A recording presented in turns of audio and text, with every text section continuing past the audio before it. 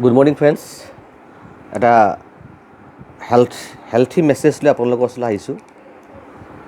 Healthy মেছেজটো হৈছে মানুহৰ জীৱনৰ এটা ইম্পৰ্টেণ্ট বডিৰ হেল্থৰ লগত এটা ইম্পৰ্টেণ্ট এটা ইনগ্ৰিডিয়েণ্ট আছে। মই ইনগ্ৰিডিয়েণ্ট বুলি কৈছোঁ এণ্টি অক্সিডেণ্ট।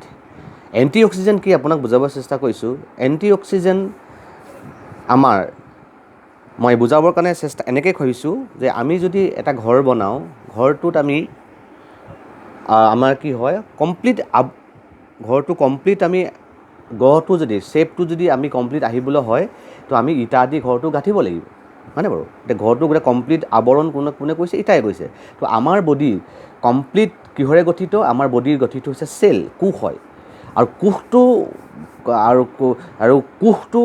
কোষত কি হয়? কিছুমান মলিকুল থাকে, যেনে প্ৰটন থাকে, ইলেক্ট্ৰন থাকে, এজি থাকে।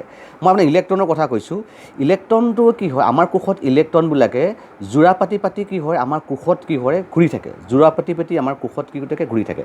কেতিয়াবা বিভিন্ন ধৰণৰ কাৰণৰ কাৰণে সেই কোষৰ ইলেক্ট্ৰনটো জুৰীয়াটো কেতিয়াবা বিজুৰীয়া হৈ যায়।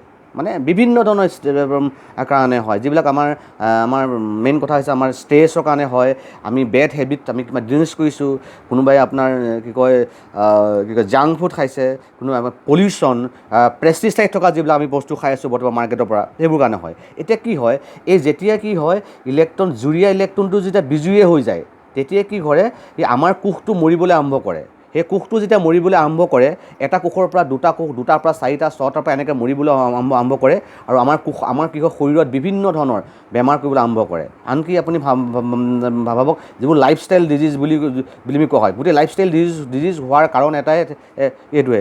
একমাত্ৰ কাৰণ হ'ব পাৰে আপোনাৰ কেঞ্চাৰ। এই কাৰণে হ'ব পাৰে যিটো অৰ্গেনত, যিটো কোষত, যিটো অংগত যদি চেলত যদি এনেকুৱা ঘটনা ঘটি আছে, ইলেক্ট্ৰন যদি জোৰটো ভাগি বিজুৰীয়া হৈ আছে, তেতিয়াহ'লে কি হ'ব? সেইটো হৈছে কি?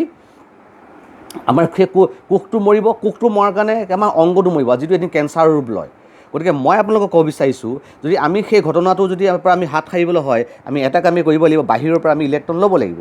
বাহিৰৰ পৰা আমি ইলেক্ট্ৰনকে যদি আমি লওঁ, তেতিয়া সেই জুৰীয়া ইলেক্ট্ৰনটো কি হয়? বিজুৰীয়া হৈ যায়। জুৰীয়া ইলেক্ট্ৰনটো কি হৈ যায়? বিজুৰীয়া হয়। আৰু বিজুৰীয়া হৈ গ'লে কি হয়? আমাৰ কোষত সেই ঘটনাটো নহয়। তেতিয়া আমাৰ যেনেকুৱা ডাঙৰ বেমাৰৰ পৰা আমি কি কৰিম? বাচিব পাৰিম। যেনে কেঞ্চাৰ হোৱাৰ পৰা বা ডাঙৰ যিবিলাক হাৰ্টৰ প্ৰব্লেম, কিডনী ফেইলিয়াৰ, এনেকুৱা ধৰণৰ প্ৰব্লেমৰ পৰা আমি বাচি থাকিব পাৰিম। গতিকে কথাটো হৈছে আমি বাহিৰৰ পৰা ল'বলৈ হ'লে আমি কি কৰিব লাগিব? খাদ্য খাব লাগিব। খাদ্যৰ যোগেদি পাওঁ, কিন্তু খাদ্যৰ যোগেদি আজিটো পচিবল নহয়, কাৰণ তাতো পেষ্টিচাইড থাকে। গতিকে মই আপোনালোকক ক'ব বিচাৰিছোঁ, খাদ্যৰ যোগেদি কেলৈ পচিবল নহয় বুলি কৈ আছোঁ আপোনাৰ মাজত। আজি আমি ডালিমৰ যোগেদি পাওঁ, গ্ৰীণ টিৰ পৰা পাওঁ, বিলাহীৰ পৰা পাওঁ, হয়নে বাৰু?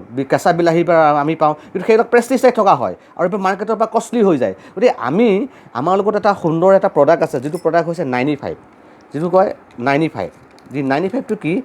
এটা ৱৰ্ল্ডৰ হায়েষ্ট এণ্টিঅক্সিডেণ্ট ফ্ৰুট জুচ হয়, য'ত বেৰী আছে, ফ্ৰুট জুচ হয়। আপুনি কল্পনা কৰক, আমি যদি ইয়াৰ 95 ৰাতিপুৱা এক চেচেট ল'লে আমি কি হ'ব? আমাৰ বডিয়ে 30,000 এণ্টি অক্সিডেণ্ট প্ৰভাইড কৰে। 30,000, য'ত আমাৰ আজি যিটো লাইফষ্টাইল, এইটো লাইফষ্টাইলত 10,000 পৰা 12,000 এণ্টি অক্সিডেণ্ট আমাৰ কি হৈছে? বডিৰ পৰা প্ৰতিদিনে আমাৰ এনেকুৱা ধৰণৰ 10,000-12,000 আমাৰ কি হৈছে?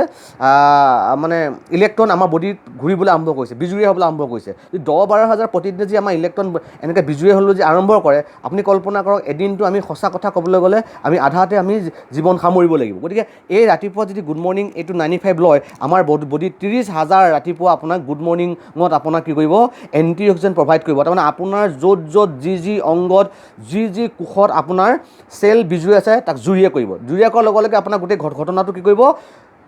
নৰ্মেল কৰিব। আৰু নৰ্মেল কৰিলে আপুনি ডাঙৰ কেঞ্চাৰ, লিভাৰ প্ৰব্লেম, হাৰ্ট এটাকৰ প্ৰব্লেম, তেনেকুৱা ধৰণৰ পৰা আপুনি হাত সাৰিব। গতিকে ৰাতিপুৱাৰ পৰা আপুনি এটা হেল্থি 95 লওক। আৰু মই আপোনালোকৰ ওচৰত ল'বৰ কাৰণে ৰেডি হৈ আছোঁ। আৰু মই আৰু এটা কৈছোঁ, পাৰিলে কপাৰৰ বাচনত পানী ৰাখি 95টো খাবলৈ আৰম্ভ কৰক, বহুত হেল্থি হয়।